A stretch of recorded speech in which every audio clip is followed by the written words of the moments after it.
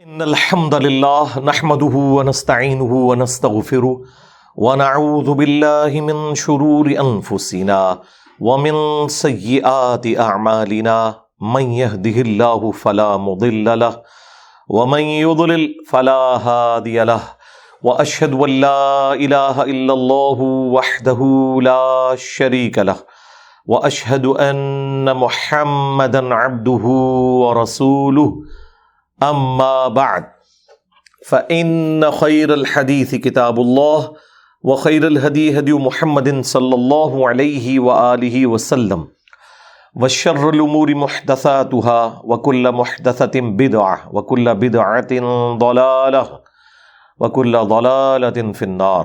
أعوذ بالله السميع العليم من الشيطان الرجيم من همزه ونفخه ونفثه. بسم الله الرحمن الرحيم. رب اشرح لي صدري ويسر لي امري واحلل عقدة من لساني يفقهوا قولي. بسم الله الرحمن الرحيم. ان الله وملائكته يصلون على النبي يا ايها الذين آمنوا صلوا عليه وسلموا تسليما. اللهم صل على محمد وعلى آل محمد كما صليت على إبراهيم وعلى آل إبراهيم إنك حميد مجيد. اللهم بارك على محمد وعلى آل محمد كما باركت على إبراهيم وعلى آل إبراهيم إنك حميد مجيد. اللهم ربنا آتنا في الدنيا حسنة وفي الآخرة حسنة وقنا عذاب النار. ربنا آتنا من لدنك رحمة وهيئ لنا من أمرنا رشدا. لا إله إلا أنت سبحانك إني كنت من الظالمين. حسبنا الله ونعم الوكيل. يا حي يا قيوم برحمتك أستغيث ولا حول ولا قوة إلا بالله العلي العظيم. آمین. الحمدللہ آج 19 فروری 2023 کو سنڈے کے دن ہماری یہ قرآن کلاس نمبر 144 انشاءاللہ اس کی اسٹوڈیو ریکارڈنگ ہوگی. سورہ التوبہ کی آیت نمبر 113 سے آن ورڈ انشاءاللہ ہم سٹارٹ لیں گے. چونکہ یہ سورہ توبہ ہے، اس کا آغاز صرف اعوذ باللہ سے ہوگا. اعوذ باللہ من الشیطان الرجیم. ما کان لنبی والذین آمنوا، نہ تو نبی کے لیے یہ چیز شایان شان ہے اور نہ کسی اہل ایمان کے لیے ان یستغفروا للمشرکین، کہ وہ کسی مشرک کے لیے دعائے مغفرت کریں. اس آیت کے تحت اللہ تعالیٰ نے کسی بھی کافر اور مشرک جو دنیا سے جا چکا اس کے لیے دعائے مغفرت کرنے سے منع کر دیا. جب تک زندہ ہے آپ اس کے لیے دعا کر سکتے ہیں کہ اللہ اسے ہدایت دے، لیکن ونس جب وہ مر گیا اور یہ کنفرم ہو گیا کہ واقعی وہ کفر کی حالت میں مرا ہے، اب آپ اس کے لیے دعائے مغفرت نہیں کر سکتے. نہ آپ اس کے لیے ریسٹ ان پیس لکھ سکتے ہیں. اکثر کافروں کے لیے لوگ لکھ دیتے ہیں RIP. آپ کسی کافر کو دنیا میں تو دعا دے سکتے ہیں، لیکن جب وہ مر گیا، اب وہ اپنے انجام کو پہنچ چکا، آپ اس کے لیے دعائے مغفرت نہیں کر سکتے. البتہ جو اہل قبلہ ہے، اہل کلمہ ہے، ان میں اگر شرک پایا جاتا ہو ان کا معاملہ الگ ہے، ان کے لیے آپ دعائے مغفرت کر سکتے ہیں. کلمہ گو مشرک اور کافر مشرک میں فرق ہے. اس پہ میری ایک ویڈیو یوٹیوب کے اوپر موجود ہے، آپ اسے دیکھ سکتے ہیں. وَلَوْ كَانُوا أُولِي قُرْبَى مِن بَعْدِ مَا تَبَيَّنَ لَهُمْ أَنَّهُمْ أَصْحَابُ الْجَحِيمِ، اگرچہ وہ قریبی رشتہ دار ہی کیوں نہ ہوں، بعد اس کے کہ جب یہ چیز کھل جائے کہ وہ اہل جہنم میں سے ہیں، کوئی بھی نبی اور اہل ایمان میں سے ان کے لیے دعا نہیں کر سکتا. ظاہر ہے اسپیسیفکلی تو نبی الاسلام کے مبارک زمانے میں تو وحی کے ذریعے آپ کو بتایا جاتا تھا. آج کی ڈیٹ میں آپ کسی اہل کلمہ اہل قبلہ کے اوپر تو یہ فٹ نہیں کر سکتے. البتہ جو واضح طور پر کافر ہے، جو قرآن و سنت کا ماننے والا نہیں ہے، نبی صلی اللہ علیہ وآلہ وسلم کی ختم نبوت کو نہیں مانتا، اس کے لیے تو آپ کہہ سکتے ہیں کہ اس پہ یہ آیت اپلائی ہوتی ہے. لیکن جو کلمہ گو ہیں، کہیں عقیدے کی خرابی ہے، آپ ان کے لیے دعا کریں، وہ اللہ اور بندے کا معاملہ ہے. یہ آیت اسپیسیفکلی نبی علیہ السلام کے چچا کے حوالے سے نازل ہوئی جو صحیح بخاری میں آتا ہے، اور اسی کانٹیکسٹ میں وہ آیت بھی انک لا تہدی من احببت ولکن اللہ یہدی من یشاء، کہ اللہ تعالیٰ کہ محبوب صلی اللہ علیہ وآلہ وسلم کو یہ حکم دیا گیا کہ آپ کسی کو ہدایت نہیں دے سکتے جس سے آپ محبت کرتے ہیں، بلکہ اللہ تعالیٰ جسے چاہتا ہے ہدایت دیتا ہے، اور اسے بہتر پتہ ہے اس نے کسے ہدایت دینی ہے۔ تو یہ نبی علیہ السلام کے چچا کے حوالے سے نازل ہوئی، اہل سنت کا تو ایٹ لیسٹ کنسنسس ہے اس حوالے سے۔ اہل تشیع جو ہیں وہ اس طرح کی روایتوں کو نہیں مانتے، وہ کہتے ہیں یہ آیات جو ہے وہ اس سے ریلیٹڈ نہیں، کیونکہ یہ آیت مبارکہ تو مدنی ہے اور نبی علیہ السلام کے چچا کی ڈیتھ مکے میں ہوئی۔ احادیث میں جب کبھی بھی آئے نا کہ فلاں کے لیے یہ آیت نازل ہوئی، یہ ضروری نہیں ہوتا کہ اس کا شان نزول وہ آیت ہو۔ جہاں پر وہ آیت اپلائی ہوتی ہو نا تو صحابہ کرام اس پہ بھی یہی کہتے تھے کہ یہ اس کے لیے نازل ہوئی۔ سمجھ آ گئی بات آپ کو؟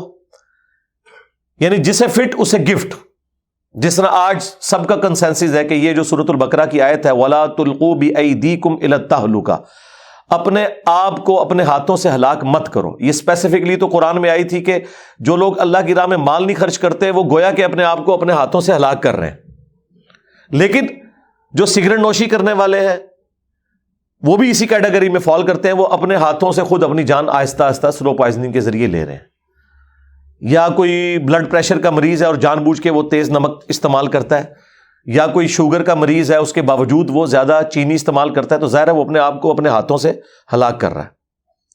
شراب نوشی کرنے والا بھی، تو وہ اپلائی جب آپ کرتے ہیں تو اس طریقے سے، جس طرح کہ بخاری مسلم میں آتا ہے کہ عبداللہ ابن مسعود نے جو مال غنیمت والی آیت تھی وما آتاکم الرسول فخذوہ وما نہاکم عنہ فانتہوا، اس آیت کو انہوں نے اپلائی کر دیا حدیث کے اوپر کہ اللہ تعالیٰ نے لعنت فرمائی ہے ان عورتوں پر جو چہرے کے بال اکھاڑتی ہیں، یعنی یہ پلکنگ کرتی ہیں، یا خوبصورت دکھنے کے لیے دانتوں کے درمیان گیپ بنواتی ہیں، یا ٹیٹو بنواتی ہیں، یہ گدواتی ہیں۔ تو وہ عورت آئی، ایٹ لیسٹ وہ تابعیہ تو ہوگی یا صحابیہ ہو، انہوں نے کہا ابن مسعود آپ تو کہتے ہیں قرآن میں لکھا ہے، میں نے تو پورا قرآن پڑھا ہے۔ ظاہر ہے وہ پاکستان انڈیا کی خاتون تو نہیں تھی، واقعی اس نے قرآن پڑھا ہوگا، مجھے تو قرآن میں کوئی ایسی آیت نہیں ملی۔ تو انہوں نے سورۃ الحشر کی آیت کوٹ کی کہ جو رسول اللہ تمہیں دیں وہ لے لو، جس سے منع کرے اس سے رک جاؤ۔ اور پھر انہوں نے کہا کہ نبی علیہ السلام نے لعنت فرمائی ہے، تو گویا اللہ نے قرآن میں لعنت کی، حالانکہ یہ آیت کا کوئی لینا دینا ہی نہیں تھا اس حدیث کے ساتھ۔ لیکن ان پرنسپل جس طرح نبی علیہ السلام مال غنیمت کے معاملے میں کسی کو دیں وہ لے لے، جس سے روک لیں وہ رک جائے، تو وہ اسے جنرلائز کرتے تھے کہ یہ ہر جگہ اپلائی ہوتی ہے۔ تو یہ اصول ہے۔ لہذا اگر آیت کا شان نزول کچھ بھی ہو، اگر وہ ان سرکمسٹانسز میں فٹ آ رہی ہو تو وہ فٹ ہو جاتی ہے، اس کی وجہ سے کسی حدیث کی صحت میں فرق نہیں پڑتا۔ باقی جس شخصیت کا رسول اللہ کے اوپر احسان ہے، چاہے وہ کافر تھا یا مسلمان، ہم ان کے لیے احترام کا جذبہ رکھتے ہیں اور ان کے بارے میں کوئی گستاخانہ جملے نہیں بولتے، یہ ہمارا بنیادی عقیدہ ہے۔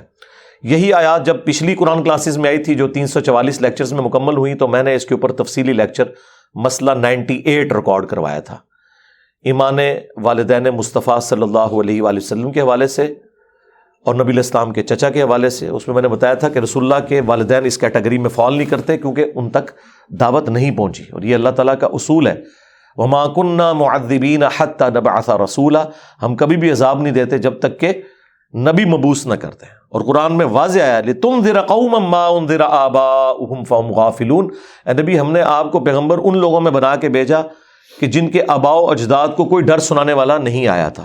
تو نبی علیہ السلام کے والدین اہل فطرت تھے، ان کے اوپر کوئی شریعت اس حوالے سے اپلائی نہیں ہوتی ہے کہ نعوذ باللہ انہیں کوئی جہنمی کہے، تو وہ تفصیل آپ اس ویڈیو میں دیکھ لیں۔ اب اللہ تعالیٰ نے ایک ایکسیپشن کا ذکر کیا کہ ابراہیم علیہ السلام کا باپ بھی تو کافر تھا۔ اب یہ ایک اختلاف ہے کہ وہ والد تھا یا چچا تھا، چونکہ قرآن میں باپ کا لفظ استعمال ہوا ہے، باپ چچا کے لیے بھی آتا ہے اور والد کے لیے بھی۔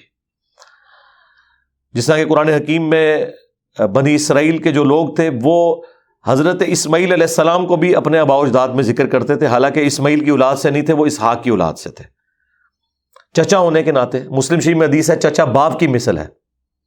نبی علیہ السلام نے حضرت عمر سے کہا تھا کہ عباس ابن عبد المطلب کے حصے کا جو صدقہ اور خیرات ہے وہ میں کروں گا، تو میں نہیں پتا کہ چچا باپ کی مثل ہے، یہ میرے باپ کی جگہ ہے، تو چچا باپ کی جگہ ہوتا ہے۔ قرآن میں آیا کہ حضرت ابراہیم کے باپ کا نام تھا آزر، اور وہ اہل سنت کے ہاں بھی چند لوگوں کا یہ کانسیپٹ ہے، تفسیر تبری میں بھی ہے، المستدرک الحاکم میں موجود ہے کہ ان کے باپ جو اوریجنل والد تھے ان کا نام طارق تھا۔ اس کی وجہ سے یہ اختلاف چلتا ہے۔ اس سے قطع نظر مولانا اسحاق صاحب نے تو نٹ شیل میں ایک اتنا پیارا جملہ بولا، انہوں نے کہا کہ اگر نبی کے جسم کا ٹکڑا کافر ہو سکتا ہے تو نبی کے باپ کا کافر ہونا یہ چھوٹی بات ہے، کیونکہ نبی کا باپ اس کے جسم کا حصہ نہیں ہوتا، لیکن نبی کا بیٹا تو اس کے جسم کا حصہ ہے۔ تو نوح علیہ السلام کا بیٹا جو ان کے جسم کا حصہ تھا وہ کافر ہوا، وہ تو قرآن میں آیا، تو لہٰذا اسے جھگڑا نہیں بنانا چاہیے۔ بہرحال وہ باپ کا ذکر ہے تو ٹھیک ہے، ہم بینیفٹ آف ڈاؤٹ دیں گے، ہم ابراہیم علیہ السلام کے والد کی طرف اسے نہیں لے کے جائیں گے۔ ویسے بھی آپ دیکھیں سورہ ابراہیم میں دعا بھی ہے، رب اجعلنی مقیم الصلاۃ ومن ذریتی ربنا وتقبل دعاء ربنا اغفر لی ولوالدی وللمؤمنین یوم یقوم الحساب، اس میں والد کا ذکر ہے۔ تو ابراہیم علیہ السلام تو والد کے لیے دعا کرتے تھے، اور اس دعا سے پہلے اللہ تعالیٰ نے وہ آیت نازل کیا ہے کہ انہوں نے اللہ کا شکر ادا کیا کہ جس نے مجھے بڑھاپے میں اسماعیل اور اسحاق دیے، تو اس کا مطلب ہے یہ بالکل آخری وقت میں وہ دعا کرتے تھے۔ تو اس سے تو یہی لگتا ہے کہ حضرت ابراہیم علیہ السلام کے اگر والد کافر ہوتے تو ان کے لیے دعائے مغفرت تو نہ کر رہے ہوتے، تو وہ چچا اور باپ والا جو ایشو ہے وہی مضبوط لگتا ہے۔ بہرحال اس کو کوئی جھگڑا نہیں بنانا چاہیے۔ تو اللہ نے اس کا ذکر کیا کہ وما کان استغفار ابراہیم لابیہ، جہاں تک تعلق ہے ابراہیم کا اپنے باپ کے لیے یا چچا کے لیے دعائے مغفرت کرنا، جب ان کو گھر سے نکالا گیا، سورہ مریم میں بھی آیا، تو انہوں نے کیا کہا تھا کہ اے ابا میں آپ کے لیے دعا کروں گا۔ کتنے پیار سے وہ سمجھاتے ہیں، یا اباتی یا اباتی، شیطان کے راستے پہ نہ چلیے، میرے پاس ایک ایسا علم آ گیا ہے کہ جو آپ کے پاس نہیں ہے، تو آپ شرک چھوڑ دیں۔ اس کے اینڈ پہ وہ باپ کیا کہتا ہے، نکل جائے ابراہیم ادھر سے۔ تو انہوں نے کیا کہا تھا، میں اللہ کے حضور آپ کے لیے دعا ہی کروں گا۔ تو وہ اللہ تعالیٰ مارا کہ جو دعا کی نا اس کے لیے الا عن موعدۃ وعدها ایاہ، وہ اس وعدے کے سبب تھی جو اس نے کیا تھا، یعنی اس نے نکلتے ہوئے کیا کہا تھا کہ ابا جی آپ جو مرضی کریں میں آپ کے لیے دعا کروں گا۔ تو اس لیے ابراہیم علیہ السلام ان کے لیے دعا کرتے رہے۔ فلما تبین له انه عدو للہ، جب انہیں یہ پتہ چل گیا کہ وہ اللہ کا دشمن تھا، ان کا جو باپ ہے یا چچا کہہ لیں، تبرأ منہ، تو انہوں نے اعلان برات کر دیا۔ یہ وہ کہتے ہیں تبرہ کرنا، تبرہ کا مطلب گالی گلوچ کرنا نہیں ہوتا، اعلان برات بھی۔ سورہ برا یہ سورہ توبہ کا نام بھی ہے، سٹارٹ ہی سے ہوتی ہے۔ تو یعنی پھر انہوں نے اپنے باپ کے لیے دعا نہیں کی، لیکن جو سورہ ابراہیم میں دعا ہے وہ تو والد کے لیے ہے، اور وہ کر بھی بڑھاپے میں رہے ہیں۔ اٹ مینز کہ والد اور باپ دو الگ پرسنالٹیز ہیں، باپ چچا کے لیے بھی بولا جاتا ہے اور والد کے لیے بھی۔ بلکہ یہ میں نے آپ کو ٹیکنیکلی ایک ڈسکشن بتائی ہے، اس میں جھگڑا کرنے کی ضرورت نہیں ہے۔ ان ابراہیم لأواہ حلیم، بے شک ابراہیم علیہ السلام بڑے نرم دل تھے۔ تو اللہ تعالیٰ نے فرمایا کہ ابراہیم کے ساتھ اتنا ظلم کیا ان کے باپ نے یا چچا نے، اس کے باوجود انہوں نے ان کے ساتھ نرمی کا ایٹیچیوڈ رکھا۔ تو یہ ابراہیمی اپروچ ہونی چاہیے ہماری بھی، کہ اگر خدا نہ خواستہ کسی کے ماں باپ گمراہ ہیں یا کافر بھی ہیں، دنیا میں معروف طریقے سے ان کے ساتھ چلنا ہے، جو سورہ لقمان میں بھی آیا ہے کہ ماں باپ کے ساتھ حسن سلوک کرنا ہے، لیکن جب وہ تجھے کہیں شرک کرنے کو، اس میں ان کا کہنا نہیں ماننا اور معروف طریقے سے چلنا ہے، مشرک ماں باپ کے لیے بھی۔ حتیٰ کہ بخاری میں حدیث ہے، اسماء بنت ابی بکر کہتی ہیں یا رسول اللہ میری والدہ جو ہے وہ کافرہ ہیں، حضرت ابو بکر کی جو بیوی تھی، ان کی ماں بھی اسماء بنت ابی بکر کی۔ تو جب وہ میرے پاس آتی ہے میں ان کے ساتھ اس نے سلوک کروں، تو آپ نے فرمایا ہاں اس نے سلوک کرو، دنیا میں معروف طریقے سے چلنا ہے۔ دنیا میں ماں باپ کا حق ساقط نہیں ہو جائے گا، سوائے ایک چیز کے جو بخاری مسلم میں ہے کہ کافر کا وارث مسلمان نہیں ہو سکتا، مسلمان کا وارث کافر نہیں ہو سکتا۔ جنازہ بھی نہیں آپ پڑھیں گے، یعنی وہ اگر کسی دوسرے مذہب سے مراد ہے کسی دوسرے دین سے، جو سو کالڈ دنیاوی ادیان ہے، کوئی ہندوازم میں تھا، تو اب آپ نے ان کی آخری اس طرح کی ایکٹیویٹیز میں بھی حصہ نہیں لینا جس میں شرکیہ کام ہو رہے ہیں۔ ٹھیک ہے، یہ یعنی اکثر انڈیا سے بھی لوگ سوال پوچھ رہے ہوتے ہیں کہ ماں باپ کافر ہیں، اب ان کی چتا کو بڑے بیٹے نے آگ لگانی ہے تو ہم تو مسلمان ہو چکے ہیں. تو کوشش تو کریں کہ ان کو اسلام کی طرف لائیں، لیکن اگر یہ آزمائش آپ پہ آئی ہے تو آپ نے اس سسٹم کا حصہ نہیں بننا. اللہ نہ کرے کسی پہ آزمائش ہے، واقعتاً یہ بہت بڑی ایک آزمائش ہے. اب ایک اور بڑی اہم آیت آ رہی ہے، آیت نمبر 115. اس میں اللہ تعالیٰ نے اپنا ایک قانون بتا دیا ہے. وَمَا كَانَ اللَّهُ لِيُضِلَّ قَوْمًا بَعْدَ إِذْ هَدَاهُمْ، اور اللہ تعالیٰ کا یہ طریقہ اور دستور نہیں ہے کہ گمراہ کر دے کسی قوم کو ہدایت کا راستہ دکھانے کے بعد، حَتَّى يُبَيِّنَ لَهُمْ مَا يَتَّقُونَ، یہاں تک کہ جس چیز کا ڈر سنایا جا رہا ہے وہ کھول کر بیان نہ کر دیا جائے. مراد یہ کہ جب تک پیغمبر دلائل واضح نہ کر دیں، اللہ تعالیٰ کسی قوم کے اوپر عذاب نہیں بھیجتا، ان کو الٹیمیٹلی گمراہی کی مور ان پہ نہیں لگاتا. یہ اللہ کی سنت ہے. وَمَا كُنَّا مُعَذِّبِينَ حَتَّى نَبْعَثَ رَسُولًا، ہم کسی قوم کو عذاب نہیں دیں گے جب تک کہ ان میں رسول کو مبعوث نہ کریں اور رسول حق کا حق ہونا واضح کر دیں. اس سے پہلے اللہ تعالیٰ کسی کو گمراہ نہیں کرتا، گمراہی کی موت نہیں دیتا. ان اللہ بکل شیء علیم، بے شک اللہ تعالیٰ ہر چیز کو جاننے والا ہے.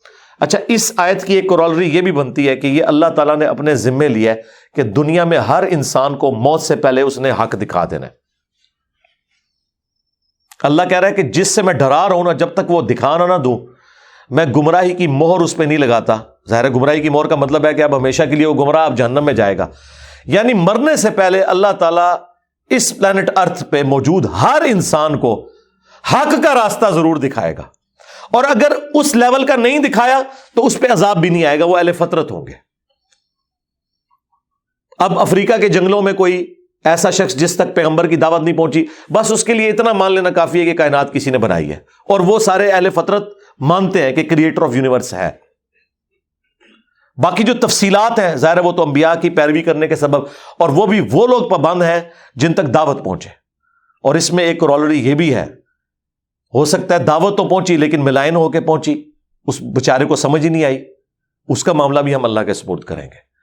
خواہ مخواہ کسی کی آخرت کا فیصلہ نہ کریں. ہاں دنیا میں آپ نہ، مطلب ایک بندہ ہے، اچھا انسان ہے، اس بیچارے تک اسلام کی دعوت نہیں پہنچی لیکن خدا کا ماننے والا ہے، تو آپ نے اس کی آخری رسومات میں کوئی شریک نہیں ہونا، نہ اس کے لیے دعائے مغفرت کرنی ہے. این ممکن ہے اللہ تعالیٰ اسے آخرت میں معاف کر دے اس حوالے سے کہ اس تک وہ دعوت اس طریقے سے نہیں پہنچی. یہ بڑا سینسٹیو ٹاپک ہے، اس لیے میں نے اس کے اوپر ایک ویڈیو ریکارڈ کروائی ہے. کیا کافر بھی جنت میں جائیں گے؟ تو ایک ٹیکنیکل ڈسکشن اس حوالے سے میں نے کیا، آج میں اسے اسکپ کر رہا ہوں. ان اللہ لہ ملک السماوات والارض، بے شک آسمانوں اور زمین کی جو بادشاہت ہے وہ اللہ ہی کے لیے ہے.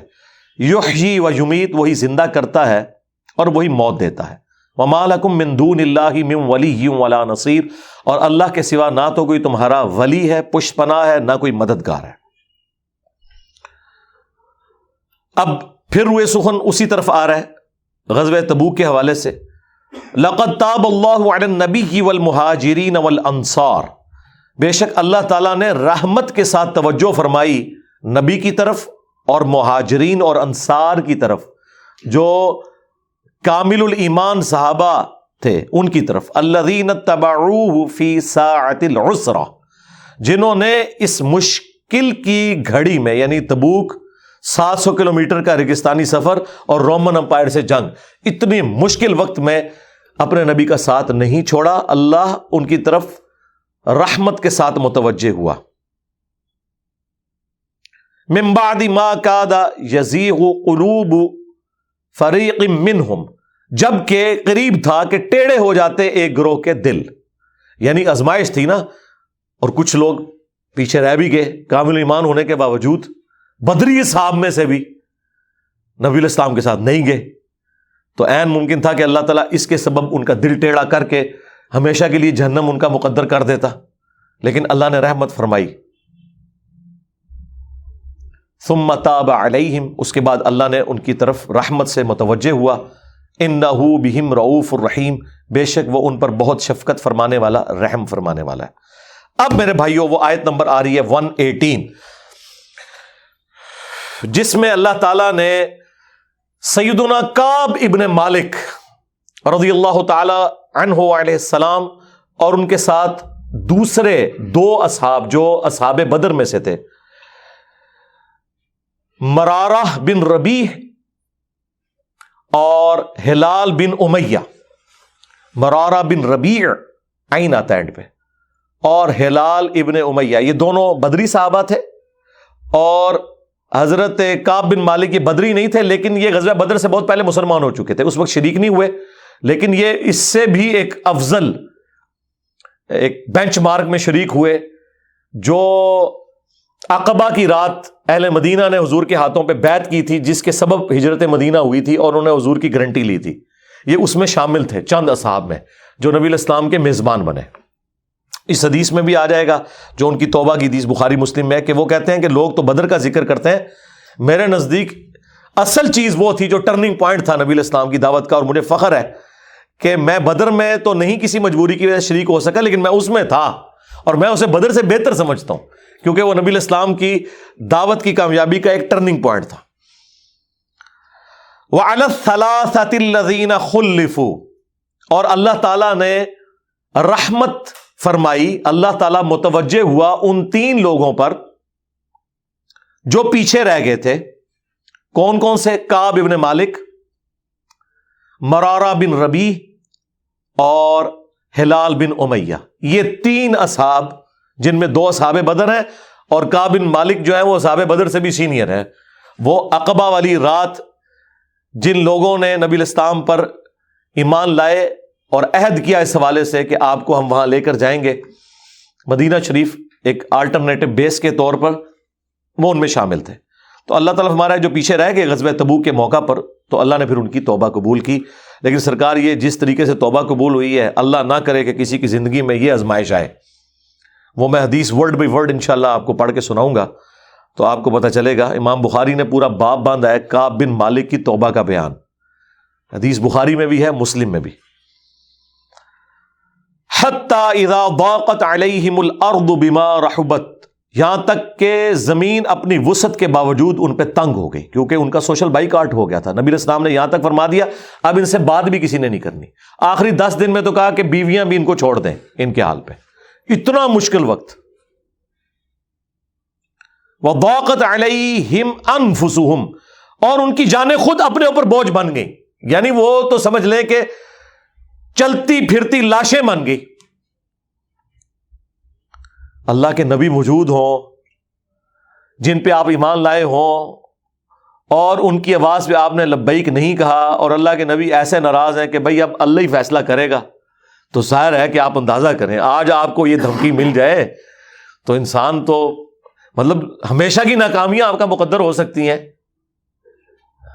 یہ کوئی چھوٹی بات ہے.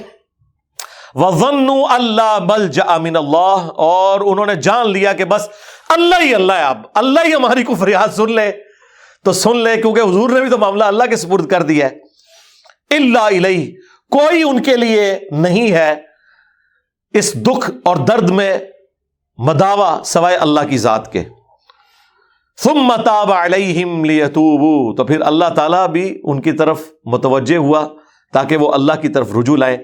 ان اللہ هو التواب الرحیم, بے شک اللہ تعالیٰ توبہ قبول فرمانے والا, رحم فرمانے والا ہے. اچھا, اللہ بھی توبہ کرتا ہے اور بندے بھی توبہ کرتے ہیں. اللہ کی توبہ ہے بندے کی طرف رجوع کرنا اس کی معافی کے بعد, اور بندے کی توبہ یہ ہے اللہ کی طرف رجوع کرنا غلطی کرنے کے بعد. اب میرے بھائیوں, وہ حدیث میں آپ کو ورڈ بائی ورڈ پڑھ کے سناتا ہوں جو بخاری اور مسلم دونوں میں موجود ہے. سورہ التوبہ کی آیت نمبر 118 کے کانٹیکسٹ میں کعب بن مالک کی توبہ کا بیان, یہ صحیح بخاری میں باقاعدہ امام بخاری نے باب باندھا ہے, اور اس حدیث کا انٹرنیشنل نمبر ہے 4418, اور یہ حدیث مسلم میں بھی ہے 7016.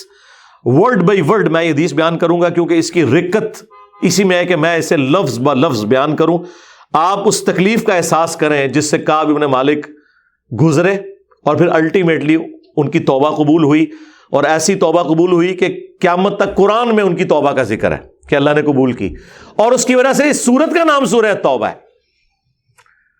جب وہ غزوہ تبوک سے پیچھے رہ گئے, یہ ان کا بیٹا ہے عبداللہ, وہ اس حدیث کو بیان کرتا ہے. امام بخاری نے چند واسطوں سے ان کے بیٹے سے یہ حدیث لی ہے. وہ عبداللہ اور اس بیٹے کا ذکر امام بخاری نے کیا کہ جب کعب رضی اللہ تعالیٰ عنہ نابینا ہو گئے تو ان کے بیٹوں میں سے عبداللہ ہی تھا جو ان کو راستے میں پکڑ کر چلایا کرتا تھا، مسجد تک لے جاتا تھا۔ وہ عبداللہ بیان کرتا ہے کہ میں نے اپنے والد کعب بن مالک سے ان کے غزوہ تبوک میں شریک نہ ہو سکنے کا واقعہ سنا، تو انہوں نے بتایا کہ غزوہ تبوک کے سوا اور کسی غزوہ میں ایسا نہیں ہوا تھا کہ میں رسول اللہ کے ساتھ شریک نہ ہوا ہوں، البتہ غزوہ بدر میں بھی میں شریک نہ ہو سکا، لیکن جو لوگ غزوہ بدر میں شریک نہیں ہو سکے ان کے متعلق آپ صلی اللہ علیہ وآلہ وسلم نے کسی قسم کی ناراضگی کا اظہار نہیں فرمایا تھا، کیونکہ وہ آپشنل تھا۔ وہ اب ذکر بھی آ رہا ہے، کیونکہ آپ صلی اللہ علیہ وآلہ وسلم اس موقع پر صرف قریش کے قافلے کی تلاش میں نکلے تھے، لیکن راستے میں اللہ تعالیٰ کے حکم سے کسی پہلی تیاری کے باوجود اللہ تعالیٰ نے ان کو دشمنوں کے ساتھ ٹکروا دیا۔ وہ موزانہ طور پہ ہوا تھا کیونکہ وہ بدر کے لیے نکلے، ورنہ تو یہ بھی ساتھ شامل ہوتے۔ میں لیلہ عقبہ میں رسول اللہ کی خدمت میں حاضر ہوا تھا، یعنی وہ مدینہ کے لیے جو ہجرت کے لیے جن چند ساتھیوں نے انصار مدینہ نے راہ ہموار کی تھی ان میں یہ شامل تھے، جو نبی الاسلام کی زندگی کا ایک ٹرننگ پوائنٹ تھا، ایک آلٹرنیٹو بیس مل گیا۔ تو کہتے ہیں میں اس رات موجود تھا۔ یہ وہی رات ہے جس میں ہم نے مکہ میں اسلام کے لیے عہد کیا تھا، اور مجھے تو یہ غزوہ بدر سے بھی زیادہ عزیز ہے۔ اوئے خائے خائے، اگرچہ بدر کا لوگوں کی زبانوں پر چرچا زیادہ ہے، میرا واقعہ یہ ہے کہ میں اپنی زندگی میں کبھی اتنا قوی اور اتنا صاحب مال نہیں ہوا تھا جتنا غزوہ تبوک کے موقع پر، جبکہ میں آپ صلی اللہ علیہ وآلہ وسلم کے ساتھ تبوک کے غزوے میں شریک نہ ہو سکا۔ خدا کی قسم اس سے پہلے کبھی میرے پاس 2 اونٹ بھی جمع نہیں ہوئے تھے، لیکن اس موقع پر میرے پاس 2 اونٹ تھے۔ آپ صلی اللہ علیہ وآلہ وسلم جب کسی غزوے کے لیے تشریف لے جاتے تو آپ ذو معنی الفاظ استعمال کیا کرتے تھے، یعنی کوڈ ورڈز جن کے 2 معنی بنتے ہیں۔ وہ بخاری مسلم میں آیا کہ نبی الاسلام کہتے تھے کل ہم مشرق کی طرف جائیں گے، اور صحابہ کہتے ہیں ہم سمجھتے تھے کہ ہم نے مغرب کی طرف جانا ہے، تاکہ جو منافقین ہیں وہ ہماری خبر لیک نہ کر سکیں۔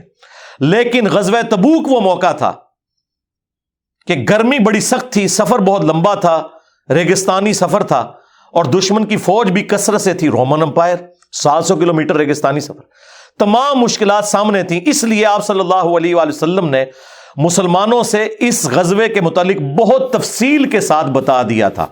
یعنی یہ ظاہر ایک مشکل وقت تھا تو حضور نے کھول کے بیان کیا کہ بھائی ادھر ہی جا رہے ہیں۔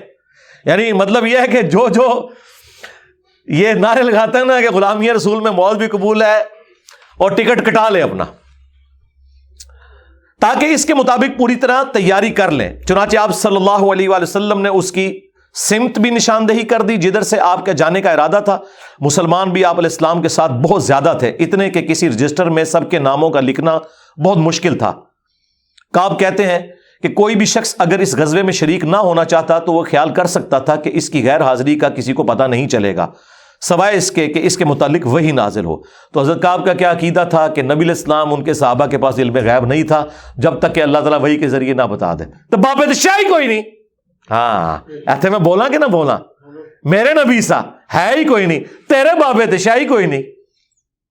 اور یہ عقیدہ صحابہ کا کہ علم غیب یہ ہے کہ اللہ بتائے۔ آپ صلی اللہ علیہ وآلہ وسلم جب اس غزوے کے لیے تشریف لے جا رہے تھے تو پھل پکنے کا زمانہ تھا اور سایہ میں بیٹھ کر لوگ آرام کرتے تھے۔ اچھا دیکھیں اللہ کی آزمائش کہ پھل پک کے تیار ہو جائے تو آپ نے ٹائملی اتارنا ہے، اگر آپ نے نہیں اتارا تو وہ تو آپ کی پورے سال کی اکانومی اس سے وابستہ ہے۔ اللہ نے عین اس ٹائم پہ آزما لیا کہ ٹھیک ہے اب تم نبی کے ساتھ جاؤ۔ اب بعد میں بھی بھوک نظر آ رہی ہے، کہتے ہیں لوگ بیٹھ کے نہ چوراہوں پہ یہی باتیں کرتے تھے۔ آپ صلی اللہ علیہ وآلہ وسلم بھی تیاریوں میں مصروف تھے اور آپ کے ساتھ مسلمان بھی، لیکن میں روزانہ سوچا کرتا تھا کہ کل سے میں بھی تیاری کروں گا۔ وہی جو آج کہتے ہیں جی کل تو انشاءاللہ داڑھی بھی رکھ لینی ہے، بس میرے بچیوں کے ہاتھ پیلے ہو جائیں تو میں تو مسجد میں بیٹھا رہوں گا۔ یہ وہی چیز ہے، یہ ہر انسان پہ اسے طول عمل کہتے ہیں، لمبی امیدیں لگانا۔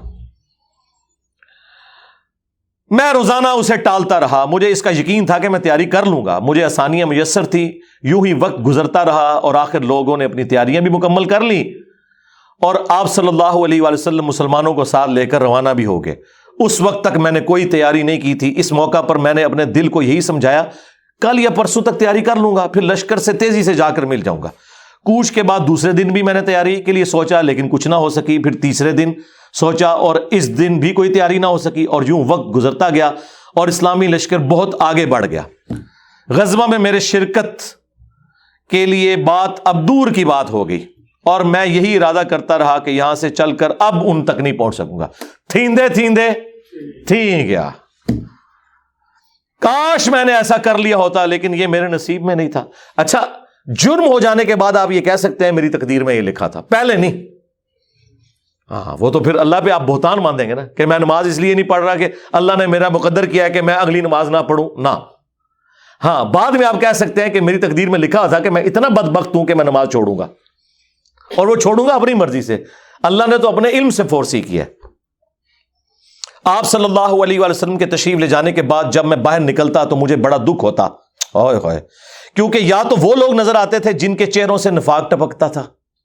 ہاں، اب پیچھے رہنے والے تو وہ تھے جو ہے ہی منافقین تھے شکلوں سے، ٹھیک ہے، یا پھر وہ لوگ تھے جنہیں اللہ نے معذور اور ضعیف قرار دے کر معاف کر دیا تھا. وہ سورہ توبہ میں 92 نمبر آیت میں گزرا ہے نا کہ وہ لوگ پھر رسول اللہ سے اس حال میں واپس ہوتے ہیں کہ ان کی آنکھیں آنسوؤں سے تر ہوتی ہیں کہ نہ حضور انہیں کوئی سواری دے سکتے ہیں، غریب لوگ ہیں. اور وہ لوگ بھی جو مریض ہیں ان کو اللہ تعالیٰ نے اس حوالے سے چھٹکارا دے دیا. آپ صلی اللہ علیہ وآلہ وسلم نے میرے بارے میں کسی سے کچھ نہیں پوچھا، لیکن جب آپ تبوک پر پہنچے تو وہیں ایک مجلس میں آپ نے دریافت کیا کہ کعب نے کیا کیا. آپ نظروں میں تو تھا نا جی، خاص بندے جو ہوتے ہیں وہ نظروں میں تو ہوتے ہیں. یعنی یہ تو ایکسپیکٹ ہی نہیں نہ کیا جا سکتا کہ مین ٹیم ممبر پیچھے رہ جائے. تو اس سے اندازہ لگائے کہ حضرت کعب بن مالک کو چھوٹے بندے نہیں تھے. بنو سلمہ کے ایک صاحب نے کہا یا رسول اللہ اس کے غرور نے اسے آنے نہیں دیا. اس پر حضرت معاذ ابن جبل بولے تم نے بری بات کہی، یا رسول اللہ خدا کی قسم ہمیں ان کے متعلق خیر کے سوا اور کچھ معلوم نہیں. تو نبی علیہ السلام نے اس کے جواب میں کچھ نہیں فرمایا. دیکھیں انہوں نے پوری رپورٹ لی ہے پیچھے سے کہ کیا کچھ ہوتا رہا وہاں. اب حضور نے کوئی ورڈنگ دی، ظاہر ہے نبی علیہ السلام کو بھی غصہ تھا. کعب بن مالک رضی اللہ تعالیٰ عنہ نے بیان کیا کہ جب مجھے معلوم ہوا کہ نبی علیہ السلام واپس تشریف لا رہے ہیں تو اب مجھ پر فکر سوار ہونے لگی، اور میرا ذہن کوئی ایسا جھوٹا بہانہ تلاش کرنے لگا جس سے میں کل حضرت کی ناراضگی سے بچ سکوں. دیکھیں وہ بھی عام انسان تھے، اتنے اولو العزم صحابہ، لیکن ظاہر نفس تو ہر بندے کے ساتھ لگا ہے. وہ بھی سوچ رہے ہیں کہ یار چلو میں بہانہ کر لوں گا، کوئی مجبوری تھی. اوئے ہوئے ہوئے ہوئے. اپنے گھر کے ہر عقل مند آدمی سے اس کے متعلق میں نے مشورہ بھی کی، لیکن جب مجھے معلوم ہوا کہ نبی علیہ السلام مدینے سے بالکل قریب آ چکے ہیں تو غلط خیالات میرے ذہن سے بالکل نکل گئے، اور مجھے یقین ہو گیا کہ اس معاملے میں جھوٹ بول کر اپنے آپ کو کسی طرح محفوظ نہیں کر سکتا. چنانچہ میں نے سچی بات کہنے کا پختہ ارادہ کر لیا. صبح کے وقت حضرت جب تشریف لائے تو آپ صلی اللہ علیہ وآلہ وسلم جب کسی سفر سے واپس آتے تھے تو آپ کی یہ مبارک عادت تھی کہ پہلے مسجد میں تشریف لے جا کر 2 رکعت نوافل پڑھتے، پھر لوگوں کے ساتھ مجلس میں بیٹھتے. جب آپ اس عمل سے فارغ ہو چکے تو آپ کی خدمت میں لوگ آنے لگے جو غزوہ میں شریک نہیں ہوئے تھے، اور قسم کھا کھا کر اپنے عذر بیان کرنے لگے. اور ایسے لوگوں کی تعداد 80 کے قریب تھی، یعنی 80 لوگ ایسے تھے جو جھوٹے بہانے لگا رہے تھے. آپ صلی اللہ علیہ وآلہ وسلم نے ان کے ظاہر کو قبول فرما لیا اور ان سے دوبارہ سے عہد بھی لے لیا، ان کے لیے دعائیں مغفرت بھی کی. دیکھو جی، آپ لوگ تو کہتے ہیں کوئی بزرگ دعا کر دے، حضور نے بھی دعائیں مغفرت کر دی ہے، لیکن اللہ نے کراس پھیر دیا ہے. ہاں یہ ذہن میں رکھیں. آپ نے بہانہ بھی قبول کر لیا، دوبارہ سے بیعت بھی کر لی، چلو تجدید عہد بھی ہو گیا جی. اگر بیعت ٹوٹ گئی تو دوبارہ ہو گئی، اور دعا بھی کر دی، اور ان کے باطن کو اللہ کے سپرد کر دیا. کیا بات ہے جی، یہ میرے نبی کا ہی جگر ہے جی. شکلوں سے بھی پہچان لیا ہے، صحابہ اگر پہچان ہے کا باطن کا معاملہ اللہ جانے، اس کے بندے جانے. اس کے بعد میں حاضر ہوا، میں نے سلام کیا تو آپ علیہ السلام مسکرائے. آپ کی مسکراہٹ میں ناراضگی تھی. آپ نے فرمایا آؤ. میں چند قدم چل کر آپ کے سامنے بیٹھ گیا.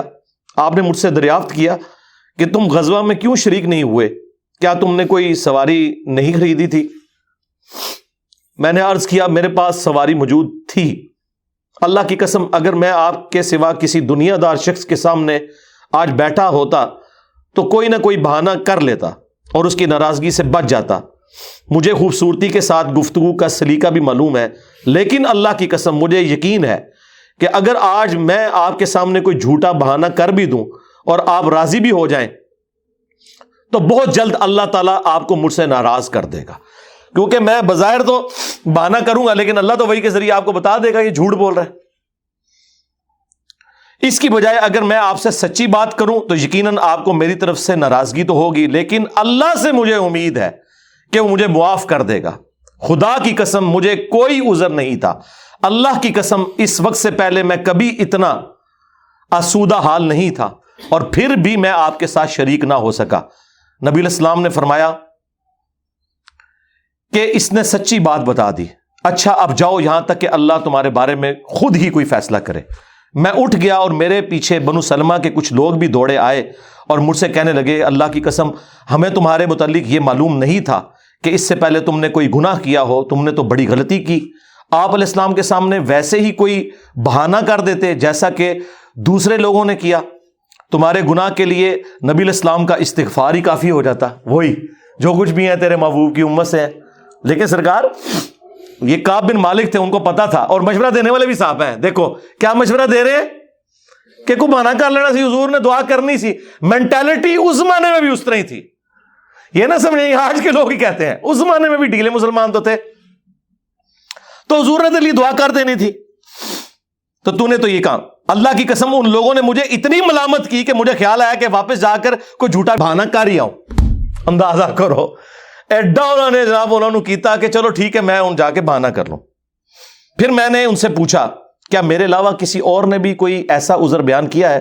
تو انہوں نے بتایا کہ ہاں 2 حضرات اور ہیں جنہوں نے معذرت کی جس طرح تم نے کی، اور انہیں بھی وہی جواب ملا جو تمہیں ملا۔ میں نے پوچھا وہ کون ہے؟ تو انہوں نے بتایا کہ مرارہ بن ربیع اور ہلال بن امیہ رضی اللہ عنہما، ان 2 ایسے صحابہ کا نام انہوں نے لے دیا جو صالح تھے اور اصحاب بدر بھی تھے، ان کا طرز عمل میرے لیے نمونہ بن گیا۔ انہوں نے کہا اگر یہ 2 بدری صحابی بھی ان کے ساتھ بھی یہی کچھ ہوا ہے نا تو میں اچھے لوگوں کی فہرست میں اب شامل ہو جاؤں، میں اب پکا رہوں۔ ان کا طرز عمل میرے لیے نمونہ بن گیا۔ چنانچہ انہوں نے جب ان بزرگوں کا نام لیا تو میں اپنے گھر چلا آیا۔ آپ علیہ السلام نے لوگوں کو ہم سے بات چیت کرنے سے ممانعت کر دی۔ لو جی سوشل بائیکاٹ ہو گیا۔ اللہ اکبر۔ بہت سے لوگ جو غزوے میں شریک نہیں ہوئے تھے ان میں سے صرف ہم 3 تھے، لوگ ہم سے الگ رہنے لگے اور سب لوگ بدل گئے۔ ایسا نظر آتا تھا کہ ہم سے ساری دنیا بدل گئی ہے، ہمارا اس سے کوئی واسطہ ہی نہیں۔ 50 دن تک ہم اسی حال میں رہے۔ میرے 2 ساتھیوں نے تو اپنے گھروں سے نکلنا ہی چھوڑ دیا، ہر وقت روتے رہتے تھے، لیکن میرے اندر ہمت تھی، میں باہر نکلتا تھا، مسلمانوں کے ساتھ نماز میں بھی شریک ہوتا تھا اور بازاروں میں بھی گھومتا تھا، لیکن کوئی شخص مجھ سے بولتا نہیں تھا۔ میں نبی علیہ السلام کی خدمت میں بھی حاضر ہوتا، آپ کو سلام بھی کرتا۔ جب آپ نماز کے بعد مجلس میں بیٹھتے تو میں اس کی جستجو میں لگا رہتا کہ دیکھوں سلام کا جواب دیتے ہیں یا نہیں، اور میری نظر حضور کے ہونٹوں کی طرف ہوتی کہ جواب میں ہلے یا نہیں۔ کنکھیوں سے دیکھتے رہتے آپ حضور جواب بھی نہیں دے رہے۔ پھر میں کوشش کرتا کہ آپ کے قریب ہی نماز پڑھوں، اور میں آپ کو کنکھیوں سے دیکھتا رہتا ایسے کر کے۔ جب میں اپنی نماز میں مشغول ہو جاتا تو رسول اللہ میری طرف دیکھتے، لیکن جو ہی میں آپ کی طرف دیکھتا تو آپ رخ انور پھیر لیتے۔ ظاہر ہے حضور کو بھی تو محبت تھی اپنے صحاب کے ساتھ، حضور دیکھتے تھے، وہ جب یعنی اپنی ناراضگی کا اظہار وہ اگر نماز میں بھی حضور کی طرف دیکھ رہے ہیں تو حضور چہرہ انور پھیر لیتے۔ تو میں ایک دن ابو قتادہ کے باغ کی دیوار پر چڑھ گیا، وہ میرے چچا زاد بھائی تھے اور مجھے ان سے بہت گہرا تعلق تھا۔ میں نے انہیں سلام کیا، لیکن اللہ کی قسم انہوں نے بھی میرے سلام کا جواب نہیں دیا۔ میں نے کہا ابو قتادہ تمہیں اللہ کی قسم کیا تم نہیں جانتے کہ اللہ اور اس کا رسول سے مجھے کتنی محبت ہے؟ انہوں نے کوئی جواب نہیں دیا۔ میں نے دوبارہ ان سے یہی سوال کیا، اللہ کی قسم دے کر پوچھا، لیکن وہ پھر بھی خاموش رہے۔ میں نے پھر اللہ کا واسطہ دے کر ان سے سوال کیا، اس مرتبہ انہوں نے صرف اتنا کہا، اللہ اور اس کا رسول زیادہ بہتر جانتے ہیں۔ دیکھیں جی اس بات کا جواب انہوں نے کہا بھائی اللہ کے نبی نے منع کیا ہے، اب بائیکاٹ ہے تیرا۔ اللہ اکبر۔ اس پر میرے آنسو پھوٹ پڑے۔ میں واپس چلا آیا اور دیوار پر چڑھ کر نیچے باہر اترا۔ پھر وہ بیان کرتے ہیں کہ ایک دن مدینہ کے بازار میں جا رہا تھا کہ شام کا ایک کاشتکار جو کہ غلہ بیچنے مدینہ آیا تھا پوچھ رہا تھا کعب بن مالک کہاں رہتے ہیں؟ لوگوں نے میری طرف اشارہ کیا، وہ میرے پاس آیا اور غسان جو بادشاہ تھا رومن امپائر کا، اس کا ایک خط مجھے دیا۔ وہ جو اس کا ایک سمجھ لے چھوٹی چھوٹی جو امپائر کے اندر بنی ہوئی تھی ان میں سے ایک کا وہ گورنر تھا۔ اس خط میں لکھا تھا کہ مجھے معلوم ہوا ہے کہ تمہارے صاحب یعنی رسول اللہ صلی اللہ علیہ وآلہ وسلم نے تمہارے ساتھ زیادتی کی ہے، نعوذ باللہ۔ اللہ نے تمہیں کوئی ذلیل ہونے کے لیے پیدا تو نہیں کیا کہ تمہارا حق ضائع کیا جائے، تم ہمارے پاس آ جاؤ، ہم تمہارے ساتھ بہتر سلوک کریں گے۔ یعنی دشمن کی فوج کے ہیڈ کی طرف سے خط آیا۔ جب میں نے یہ خط پڑھا تو میں نے کہا کہ ایک اور امتحان آ گیا۔ اچھا جی سرکار، ایک خط کسی اور کو لایا ہو کہ جی اے دیکھ لو یا رسول اللہ منو تے بڑی آفر جے۔ یہاں لوگ دنیا دار لوگ ہی کرتے ہیں نا جی، مجھے فلاں جگہ سے آفر ہو رہی ہے، لیکن جو اہل ایمان ہے وہ تو کہتے ہیں کہ یار میں اس لیول پہ گر گیا ہوں کہ اب کافر بھی مجھے بلا رہے ہیں۔ انہوں نے یہ رزلٹ نکالا، چونکہ مومن تھے نا، میں نے اس خط کو تندور میں جلا دیا۔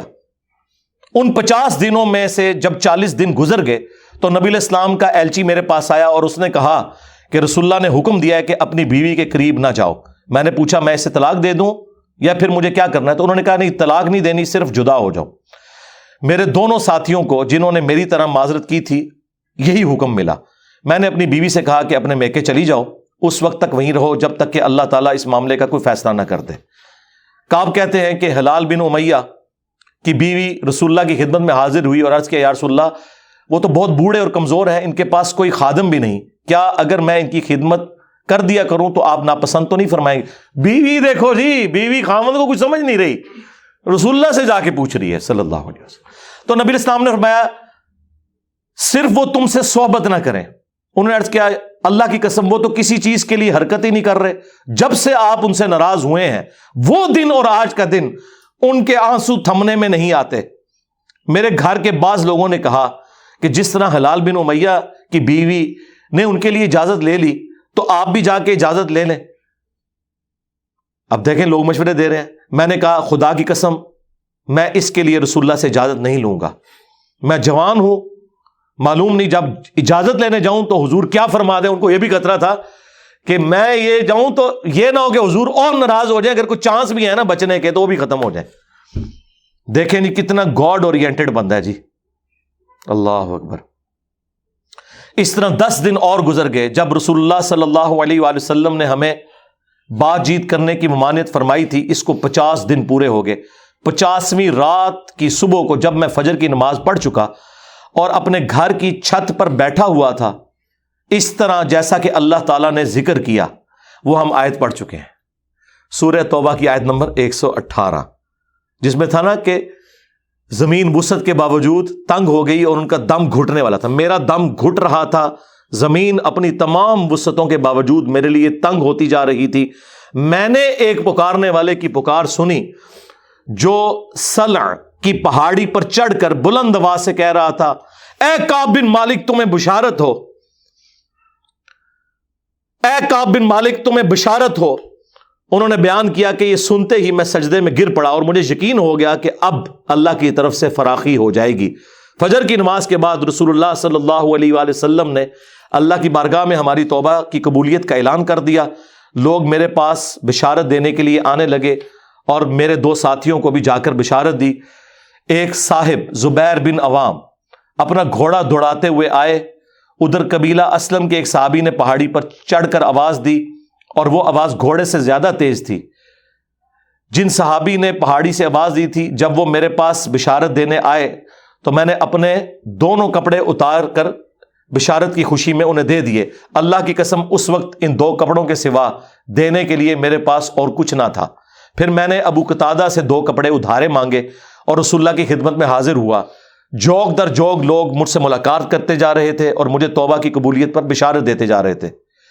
اللہ کی بارگاہ میں توبہ کی قبولیت مبارک ہو۔ کعب رضی اللہ تعالیٰ عنہ بیان کرتے ہیں کہ آخر میں مسجد میں داخل ہوا تو رسول اللہ صلی اللہ علیہ وآلہ وسلم تشریف رکھتے تھے، چاروں طرف صحابہ کا مجمع تھا۔ طلحہ بن عبید اللہ دوڑ کر میری طرف آئے اور مجھ سے مصافحہ کیا اور مبارکباد دی۔ اللہ کی قسم وہاں موجود مہاجرین میں سے کوئی شخص بھی میرے آنے پر کھڑا نہ ہوا۔ طلحہ رضی اللہ تعالیٰ عنہ کا یہ احسان میں کبھی نہیں بھولوں گا کہ انہوں نے کھڑے ہو کر میرا استقبال کیا۔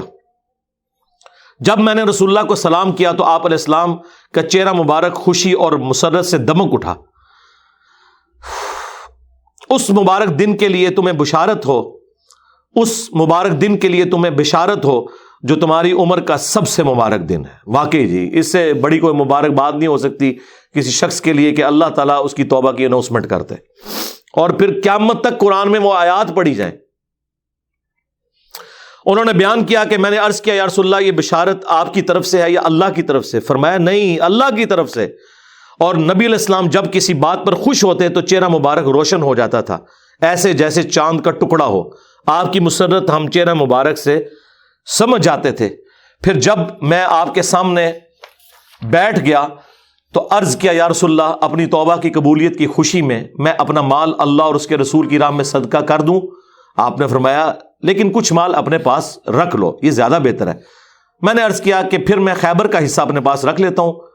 پھر میں نے عرض کیا یا رسول اللہ اللہ نے مجھے سچ بولنے کی وجہ سے نجات دی، اب میں اپنی توبہ کی قبولیت کی خوشی میں آپ سے یہ وعدہ کرتا ہوں کہ جب تک زندہ رہوں گا سچ کے سوا کوئی بات زبان پر نہیں لاؤں گا۔ بس اللہ کی قسم جب سے میں نے رسول اللہ کے سامنے یہ عہد کیا صلی اللہ علیہ وآلہ وسلم، میں کسی ایسے مسلمان کو نہیں جانتا کہ جسے اللہ نے سچ بولنے کی وجہ سے اتنا نوازا ہو جتنی نوازشات مجھ پر کی سچ بولنے کی وجہ سے۔ جب سے میں نے نبی علیہ السلام کے سامنے یہ عہد کیا پھر آج تک میں نے کبھی جھوٹ بولنے کا ارادہ بھی نہیں کیا، اور مجھے امید ہے کہ اللہ تعالیٰ باقی زندگی بھی مجھے اس سے محفوظ رکھے گا۔ اور اللہ نے اپنے رسول پر آیت نازل کی، اور وہی آیت نمبر 118 اور 119 نمبر، یقیناً اللہ تعالیٰ نے نبی مہاجرین اور انصار کی توبہ قبول کی، اور پھر وَكُونُوا مَعَ الصَّادِقِينَ تک۔ خدا کی قسم اللہ تعالیٰ کی طرف سے اسلام کے لیے ہدایت کے بعد میری نظر میں رسول اللہ کے سامنے سچ بولنے سے بڑھ کر اللہ کا مجھ پر کوئی اور انعام نہیں ہوا کہ میں نے جھوٹ نہیں بولا اور اس طرح اپنے آپ کو ہلاکت سے بچا لیا۔ جیسا کہ جھوٹ بولنے والے ہلاک ہوئے، نزول وحی کے زمانے میں جھوٹ بولنے والوں پر اللہ تعالیٰ نے اتنی شدید وعید فرمائی جتنی شدید وعید کسی اور کے لیے نہیں تھی۔ اور وہ سورہ التوبہ کی آیت نمبر 96 کا انہوں نے پھر یہاں پہ حوالہ دیا کہ ان قریب جب تم اے نبی واپس جاؤ گے تو یہ جھوٹے بہانے کریں گے، اور اگر تم ان سے راضی بھی ہو جاؤ اللہ تعالیٰ ان سے راضی نہیں ہوگا۔ کعب کہتے ہیں کہ چنانچہ ہم 3 ان لوگوں کے معاملے سے جدا رہے جنہوں نے رسول اللہ کے سامنے جھوٹی قسمیں کھائی تھیں اور آپ نے ان کی بات مان بھی لی تھی اور ان سے بیعت بھی لے لی اور ان کے لیے دعائے مغفرت بھی کی۔ ہمارا معاملہ رسول اللہ نے چھوڑ دیا اور اللہ نے خود اس کا فیصلہ کیا، اور پھر اللہ تعالیٰ نے یہ آیت نازل کی جو ہم نے یہ پڑھی سورہ التوبہ کی آیت نمبر 118، وَعَلَى الثَّلَاثَةِ الَّذِينَ خُلِّفُوا حَتَّى إِذَا ضَاقَتْ عَلَيْهِمُ الْأَرْضُ بِمَا رَحُبَتْ وَضَاقَتْ عَلَيْهِمْ أَنفُسُهُمْ وَظَنُّوا أَن لَّا مَلْجَأَ مِنَ اللَّهِ إِلَّا إِلَيْهِ ثُمَّ تَابَ عَلَيْهِمْ لِيَتُوبُوا إِنَّ اللَّهَ هُوَ التَّوَّابُ الرَّحِيمُ۔ اس پہ یہ حدیث کنکلوڈ ہوئی۔ اب اگلی آیت جو ہے وہ بھی بڑی امپورٹنٹ ہے، یا ایھا الذین آمنوا اتقوا اللہ وکونوا مع الصادقین، اے اہل ایمان اللہ سے ڈرو اور سچوں کے ساتھ ہو جاؤ۔ اسپیسیفکلی تو ان سچوں سے مراد وہ 3 لوگ ہیں جنہوں نے سچائی بیان کی اور اللہ نے ان کی توبہ قبول کی، اور قیامت تک کے لیے جو سچائی کے لیے کھڑے ہونے والے لوگ ہیں ان کے ساتھ کھڑے ہو، سچائی کی تصدیق کرنے والے بنو۔ اب اس آیت پہ گھنٹوں بولا جا سکتا ہے، لیکن یہ خود ہی اتنی سیلف ایکسپلینیٹری آیت ہے کہ اس میں تفصیل میں جانے کی ضرورت نہیں ہے۔ ما کان لأہل المدینہ ومن حولہم من الاعراب، نہ تو اہل مدینہ کو یہ شایع تھا اور نہ ہی اعرابی بادیہ نشین گاؤں کے رہنے والے لوگوں کو ان یتخلفوا عن رسول اللہ، کہ وہ رسول اللہ کی مخالفت کرتے، ولا يرغبوا بانفسهم عن نفسه، اور وہ اپنی جان کی طرف زیادہ متوجہ ہوتے رسول اللہ کو چھوڑ کر، یعنی جو غزوہ تبوک میں پیچھے رہ گئے انہوں نے اپنے جان کی فکر کی، حالانکہ انہیں رسول اللہ کے ساتھ مخلص ہونا چاہیے تھا۔ ذالک بانہم، اور یہ اللہ تعالیٰ ہمارا یہ اس لیے میں کہہ رہا ہوں کہ لا یصیبہم ظمأ ولا نصب، کہ نہیں کوئی پہنچتی تمہیں تکلیف اللہ کی راہ میں پیاس کی شکل میں، نہ کوئی اور تکلیف، ولا مخمصۃ فی سبیل اللہ، اور نہ یہ کہ جو اللہ کی راہ میں تمہیں بھوک کا سامنا ہوتا ہے، ولا یطؤون موطئا یغیظ الکفار، اور نہ یہ کہ تم کسی سفر میں چلتے ہو جہاد اور قتال کے لیے کافروں کو غصہ دلانے کے لیے، ولا ینالون من عدو نیلا، اور نہ تم دشمنوں سے کچھ چھینتے ہو میدان جنگ کے اندر، الا مگر یہ کہ کتب لہم بہ عمل صالح، ان تمام اعمال کے سبب اللہ تعالیٰ تمہارے لیے نیکیاں لکھتا ہے. یہ ساری تکلیف کے اگینسٹ تمہیں نیکیاں ملنی ہیں، جو پہلے گزر چکا کہ اللہ تعالیٰ نے مومنین کی جانیں اور مال جنت کے بدلے میں خرید لی ہیں. ان اللہ لا یضیع اجر المحسنین، بے شک اللہ تعالیٰ نیکوکاروں کا اجر ضائع نہیں کرتا.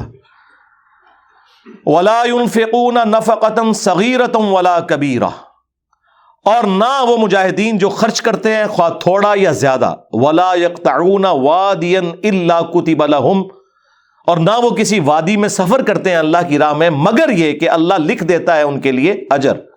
لِيَجْزِيَهُمُ اللَّهُ أَحْسَنَ مَا كَانُوا يَعْمَلُونَ، تاکہ اللہ تعالیٰ انہیں جزا دے ان کے کاموں کی جو نیکی کا بہتری کا وہ کام کیا کرتے تھے. اب ایک اور امپورٹنٹ آیت آ رہی ہے. یہ ساری آیات ہی امپورٹنٹ ہیں، یہ تو ہر آیت کے اوپر ایک گھنٹہ لگ سکتا ہے، لیکن میں تھوڑا بریف کر رہا ہوں. میری پرانی قرآن کلاسز کے اندر میں نے تفصیل سے اسے بیان کیا. وَمَا كَانَ الْمُؤْمِنُونَ لِيَنْفِرُوا كَافَّةً، یہ تو ہو نہیں سکتا کہ سارے مومنین ہی نکل پڑے علم دین حاصل کرنے کے لیے. سارے تو حضور کے پاس آ بھی نہیں سکتے، نہ آپ کے پاس اتنی جگہ تھی. فَلَوْلَا نَفَرَ مِن كُلِّ فِرْقَةٍ مِّنْهُمْ طَائِفَةٌ، تو کیوں نہ نکلے ہر قبیلے میں سے چند ایک لوگ گروہ بنا کر تاکہ وہ دین میں فقہ حاصل کریں. لِيَتَفَقَّهُوا فِي الدِّينِ، دین میں فقہ حاصل کر سکیں. وَلِيُنذِرُوا قَوْمَهُمْ، پھر وہ جا کر اپنی قوم کو ڈر سنائیں. اذا رجعوا، جب وہ واپس جائے، الیہم، ان کی طرف، لعلہم یحذرون، تاکہ وہ بھی اللہ کی نافرمانیوں سے بچ سکیں. تو اس میں اللہ تعالیٰ نے یہ فرما دیا کہ ہر بندے نے علماء والی ڈگری نہیں لینی. چند ایک لوگ علم حاصل کریں گے اور باقیوں کو سکھائیں گے. یہ ضروری نہیں ہے کہ ہر بندے نے جا کے ڈگری حاصل کرنی ہے. ہر بندے کی مصروفیات ڈیفرنٹ ہیں. ہاں، ڈیٹم لیول کا علم تو ہر بندے نے حاصل کرنا ہے. اس کے بعد جو تفصیلات ہے وہ ظاہر ہے آپ کسی اہل علم کی طرف متوجہ ہوں گے. تو ہم تو مانتے ہیں، یہ جو کہتے ہیں نا جی انجینئر صاحب علماء سے متنفر کرتے ہیں، میں یہ کہتا ہوں علماء سے جا کے پوچھیں قرآن و سنت میں کیا لکھا ہوا ہے. آپ یہ کہتے ہیں علماء سے جا کے پوچھیں کہ آپ کا اس معاملے میں کیا خیال ہے. یہ کام تو نہیں، ورنہ تو بریلوی کہیں گے کہ بریلویوں کے علماء علماء باقی جاہل ہیں. دیوبندی کہیں گے دیوبندیوں کے علماء جو ہے وہ علماء ہیں اور باقی جاہل ہے. سنی شیعہ کو جاہل، شیعہ سنی کو جاہل، وہابی سنیوں کو جاہل اور سنی وہابیوں کو جاہل کہیں گے. اس کا اینڈ کوئی نہیں ہوگا. آپ قرآن و سنت کی روشنی میں دیکھیں. یا ایھا الذین آمنوا، اے اہل ایمان، قاتلوا الذین یلونکم من الکفار، قتال کرو ان کے ساتھ جو کفر کی حالت میں ہے. ولیجدوا فیکم غلظہ، اور تمہارے لیے ان کے بارے میں سختی ہونی چاہیے. یعنی تم ان کے ساتھ ایسا ایٹیچیوڈ کرو کہ وہ واقعی سمجھیں کہ مسلمانوں کا روب ہے. لیکن یہ ان کے لیے جو ہٹ دھرمی پہ اترے ہوئے ہیں، باقیوں کو تو آپ نے دعوت دینی ہے. وَاعْلَمُوا أَنَّ اللَّهَ مَعَ الْمُتَّقِينَ، اور یہ بھی جان لینا کہ بے شک اللہ تعالیٰ تقوی اختیار کرنے والوں کے ساتھ ہے. وَإِذَا مَا أُنزِلَتْ سُورَةٌ، جب کبھی بھی کوئی سورت نازل ہوتی ہے، فَمِنْهُمْ مَن يَقُولُ، تو ان میں ایسے لوگ بھی ہیں منافقین جو شرارتاً کہتے ہیں، اَيُّكُمْ زَادَتْهُ هَذِهِ إِيمَانًا، بتاؤ اس سورت کی وجہ سے کس کا ایمان بڑھ گیا. فَأَمَّا الَّذِينَ آمَنُوا، تو جو واقعی اہل ایمان ہے، فَزَادَتْهُمْ إِيمَانًا، تو ان کا تو ایمان بڑھتا ہے. وَهُمْ يَسْتَبْشِرُونَ، اور وہ خوشیاں مناتے ہیں. وَأَمَّا الَّذِينَ فِي قُلُوبِهِمْ مَرَضٌ، اور جن کے سینوں میں نفاق ہے نا، فَزَادَتْهُمْ رِجْسًا إِلَىٰ رِجْسِهِمْ، تو ان کی پلیدی میں ہی اضافہ ہوتا ہے. وَمَاتُوا وَهُمْ كَافِرُونَ، اور وہ اسی حالت میں مرتے ہیں کہ وہ کفر کی روش اختیار کریں گے. جس طرح کہ بارش جب اچھی زمین پر ہوگی تو کھیتی اگائے گی، اور گندگی کے ڈھیر پہ ہوگی تو تعفن ہی پھیلے گا. اس میں بارش کا کوئی قصور نہیں ہے. اولا یرون انہم یفتنون فی کل عام مرۃ او مرتین، کیا انہوں نے نہیں دیکھا کہ یہ ہر سال آزمائش میں ڈالے جاتے ہیں، ایک دفعہ یا ایک سال میں 2 دفعہ.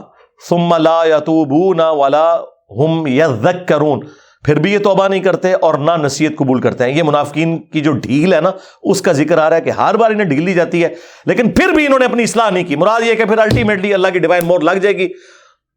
وہی صم بکم عمی فہم لا یرجعون. ربنا لا تزغ قلوبنا بعد اذ ہدیتنا وہب لنا من لدنک رحمہ انک انت الوہاب. آمین. وَإِذَا مَا أُنزِلَتْ سُورَةٌ نَظَرَ بَعْضُهُمْ إِلَىٰ بَعْضٍ، اور جب کبھی کوئی سورت نازل ہوتی ہے تو کنکھیوں سے ایک دوسرے کی طرف دیکھتے ہیں. ہل یراکم من احد ثم انصرفوا، کہ کوئی انہیں کوئی دیکھ تو نہیں رہا. اچھا یہ بھی ساتھ دیکھ رہے ہوتے ہیں، یعنی کوئی صورت نازل ہوئی. ظاہر ہے جب منافقین کا ذکر ہو رہا تھا، جو واقعی منافق تھے وہ دوسروں کی طرف دیکھتے تھے اور آنکھوں سے اشارے بھی کرتے تھے، نا وہی گلاں ہو رہی ہیں. یعنی مراد یہ کہ حالانکہ یہ تو بہت بڑی دلیل تھی کہ ایمان لے آتے، کہ تم جو چھپ کے میٹنگیں کر رہے ہو اللہ وہی کے ذریعے بتا رہا ہے، تو وہ ایک دوسرے کو اشارے کرتے ہیں، دیکھا وہی جڑی ساڑی گلاں کھل گیا نے، تو ایمان لے آؤ. یہ ہے پوائنٹ آف نو ریٹرن. اس کے بعد تو کوئی شک نہیں رہ گیا نا کہ اللہ کے پیغمبر ہیں، کہ ان پہ وہی آ رہی ہے. تو بجائے یہ کرنے کے مذاق اڑا رہے ہیں اور پھر دیکھتے بھی رہتے ہیں کہ کوئی پکا مومن دیکھ بھی نہ لے کہ پتہ چل جائے کہ آنکھوں سے اشارے کر رہے ہیں. اللہ اکبر. اللہم لا تجعلنا منہم. ہل یراکم من احد ثم انصرفوا، کہیں انہیں کوئی دیکھ تو نہیں رہا، پھر وہ چل دیے. صرف اللہ قلوبہم بانہم قوم لا یفقہون، پھر اللہ نے بھی ان کے دل پھیر دیے، کیونکہ انہوں نے جو حق قبول کرنا تھا نا، جو سمجھنے والی بات تھی نا، وہ نہیں سمجھی. ربنا لا تزغ قلوبنا بعد اذ ہدیتنا وہب لنا من لدنک رحمہ انک انت الوہاب. اب میرے بھائیو، یہ آخری 2 شعراء آفاق آیات ہیں سورہ توبہ کی. پچھلی قرآن کلاسز میں میں نے انہی 2 آیات کے کانٹیکسٹ میں 1 گھنٹے کی ویڈیو ایٹ لیسٹ ریکارڈ کروائی تھی، اور وہ مسئلہ نمبر 100 تھا، رسول اللہ کی اپنی امت سے محبت کا بیان. ایک تو یہ کہ امت کو نبی کے ساتھ محبت ہونی چاہیے، وہ ہمارے ایمان کا حصہ ہے. ایک یہ کہ نبی علیہ السلام کو اپنی امت سے کیا محبت تھی. اس کانٹیکسٹ میں جتنی آیات اور احادیث تھی نا، وہ میں نے تفصیل کے ساتھ بیان کی ہیں. وہ مسئلہ نمبر میرا 100 ہے، رسول اللہ کی اپنی امت سے محبت کا بیان. تو یہاں تو ہم اس کو کور کرتے ہیں. لقد جاءکم رسول من انفسکم، بے شک تمہارے پاس تمہارے اپنے خاندان میں سے، تمہارے قبیلے کے لوگوں میں سے، بنو اسماعیل میں سے ہی ایک ایسے رسول آئے ہیں، عزیز علیہ ما عنتم، اللہ اکبر، کہ وہ تمہارے اوپر اتنے مہربان ہیں اس حوالے سے کہ گراں گزرتا ہے ان پر تمہارا مشقت میں پڑ جانا. حریص علیکم بالمؤمنین رؤوف الرحیم، وہ مومنین کے لیے ہر وقت یہ خواہش رکھتے ہیں کہ ان کے ساتھ اللہ تعالیٰ کی طرف سے بھلائی والا ہی معاملہ ہو. بالمؤمنین رؤوف الرحیم، اور وہ خود بھی مومنین کے لیے رؤوف الرحیم بھی ہیں. الرؤوف الرحیم اللہ کا نام ہے، لیکن رؤوف الرحیم چونکہ الف لام کے ساتھ نہیں ہے تو نبی علیہ السلام بھی رؤوف الرحیم ہے. اللہم صلی علی محمد وعلی آل محمد. اللہم انا نسألک جنت الفردوس مع النبیین والصدیقین والشہداء والصالحین.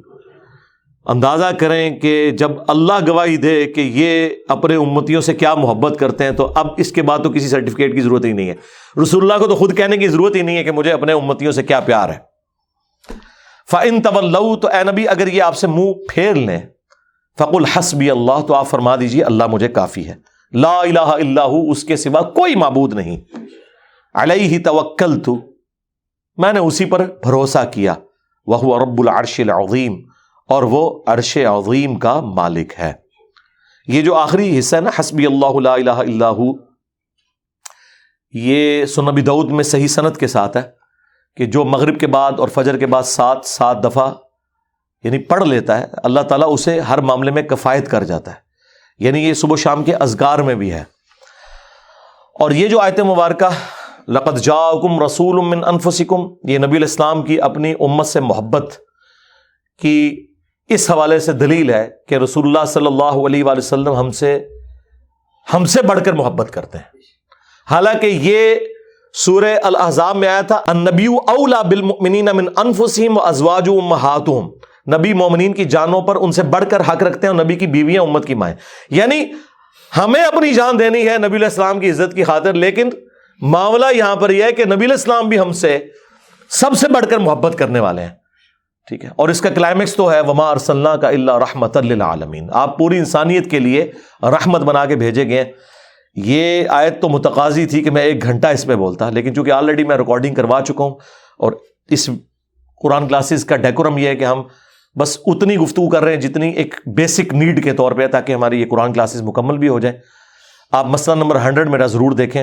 سبحانک اللہم وبحمدک، اشہد ان لا الہ الا انت، استغفرک واتوب الیک، وما علینا الا البلاغ المبین. جزاکم اللہ خیرا.